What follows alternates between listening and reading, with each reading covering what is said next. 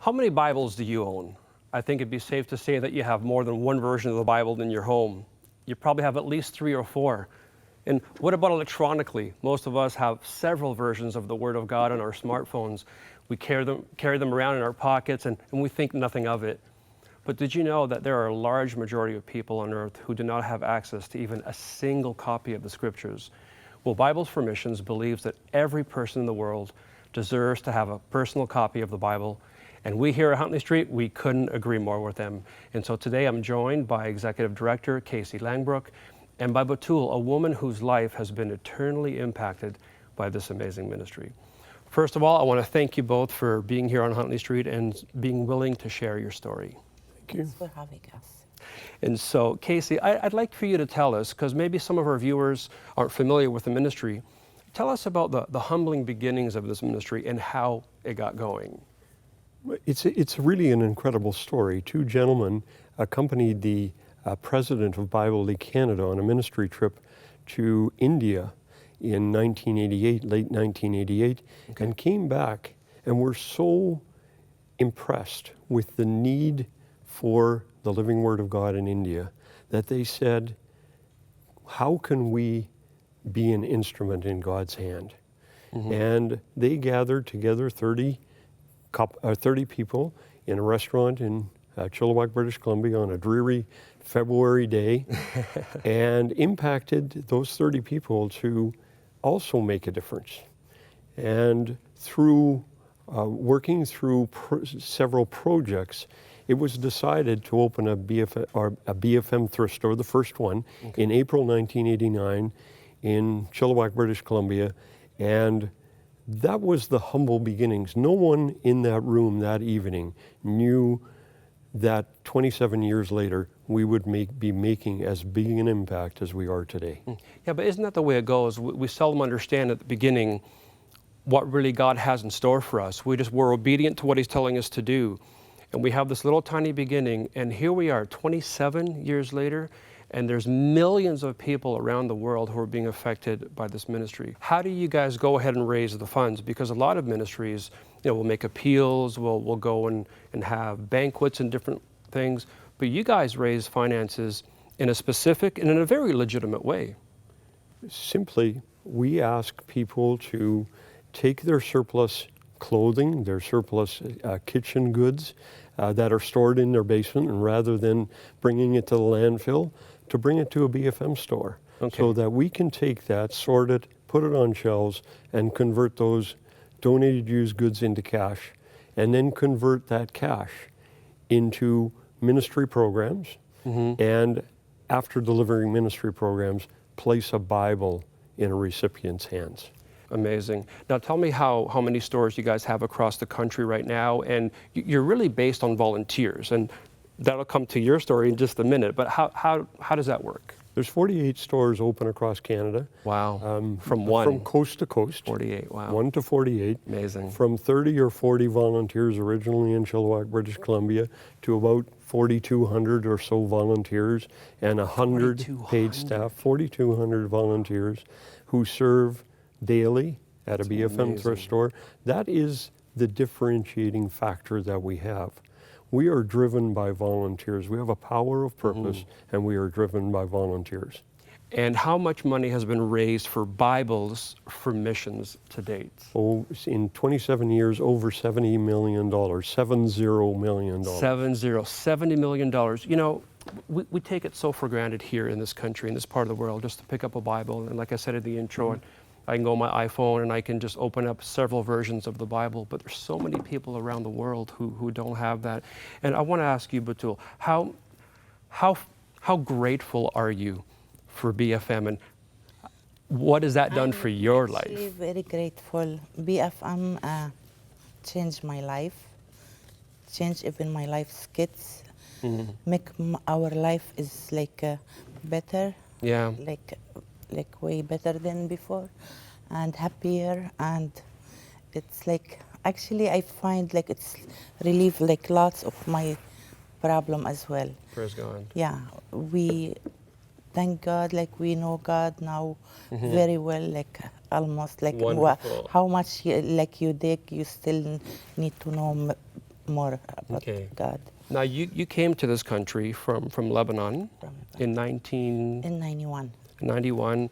and you were only here for a very short time in the province of Ontario, and then you were whisked away to Calgary Yes. by a man that you were married to. And what happened when you got to Calgary? When we get to Calgary, like here, like when we first get married, like the first week, actually, the first month, like we moved to Calgary, and then he started to get abuse me.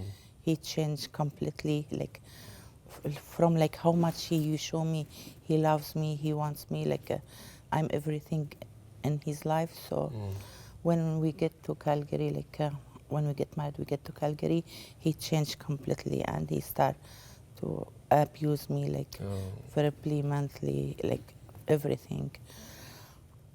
Yeah, and I have my 4 kids there. Yeah, and that put you in a very, very difficult financial Yes. situation. And is Yeah. that how you ended up at one Oh of the yeah, thrift like stores? and after that, like yeah, like we he left in 2006. Like, Okay.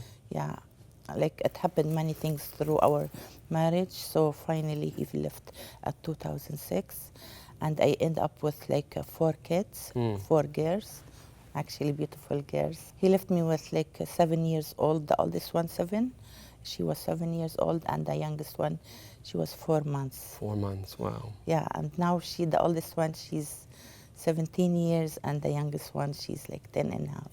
Okay, so you started going to the thrift shop and getting Yeah, things. like when he left me, like I have like no money, no food, nothing, and Wow. I end up like going in social assistant. I can't work with this with 4 little girls, so I start to look for like going through thrift store to look for stuff for them to get them Sure. warm in the winter time, like the clothes, like Yeah, the winter in stuff. Canada is different than the winter in Yeah. Lebanon. So. Like they born here, they get used to it, but like Yeah, still yeah. to get them some stuff, go through like the years.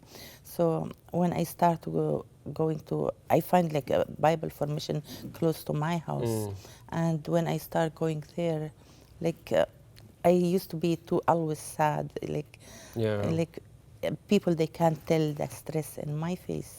So and one time I saw a lady, she was putting clothes out, like she was an older lady.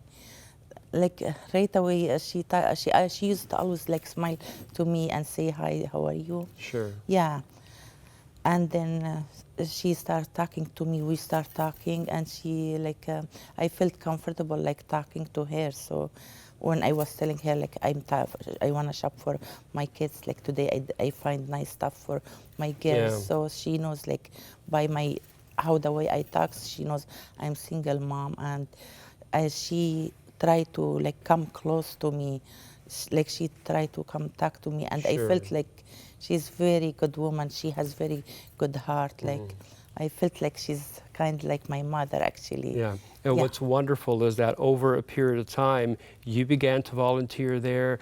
You began to ask questions. You end up in Oh, church, yeah. right? You accept the I'm- Lord. Yes, very much. Like she started talking to me, and like actually 4 of them. Like there is Lola, there is Cheryl, Anika, and Anne. They all like I felt so comfortable talking to them. Like, and I felt like God live in them. Like I felt like Beautiful. yeah, those people is different than my family. Like they seem so happy. Why I'm not happy? Yeah. Like why my life is not like not happy is going like You were missing something. it's missing And that was something. Jesus. Thank you so much. If that store was not there, you don't know where you'd be today. No, not at all. And I God don't put know that where there I for am. you. They helped you physically, emotionally, spiritually. It felt like my second home actually. Your Like second home. my second home. Like it got me thanks to Bible formation. Like it get us to become like good Christian. That's Hopefully wonderful. God like He will be so happy from us now and in the future. And we get baptized like this year, Yeah. early in January this year. Me That's so and my wonderful. girls and I want my kids to grow up in Christian religion. Praise God. And Praise how God. do you feel, Casey? Here you're leading this organization, and here's the fruit of one of the stores. And then I want you to end by telling us, how can people who are watching become volunteers and get involved with what you're doing? Well, as I said, this is an incredible ministry. Not only overseas in 43 countries through a joint ministry with Bible League Canada, but in 48 communities across Canada. And this story is just evidence that God works through BFM stores in these individual communities, impacting people's lives. And I'm very grateful for Batoul for coming here. Yes. And sharing her story. And we are in need of volunteers. If we are to achieve our big, holy, audacious goal to reach all peoples everywhere with the living Word of God, we need to continue to grow this organization, to have volunteer succession. And so if there are listeners, Sure. viewers out there that would like to volunteer, we have a website, www.bfmthriftstores.ca, and if they're interested in communicating with us, they can send an email to admin@bfmthriftstores.ca. Well, I hope that many people will respond, and we're going to have you guys back, because I know there's so much more to the story, and there's so much more that God is doing around the world. But we want to thank you for taking the time to be with Thanks us. for having us. Thank you very much. Amen.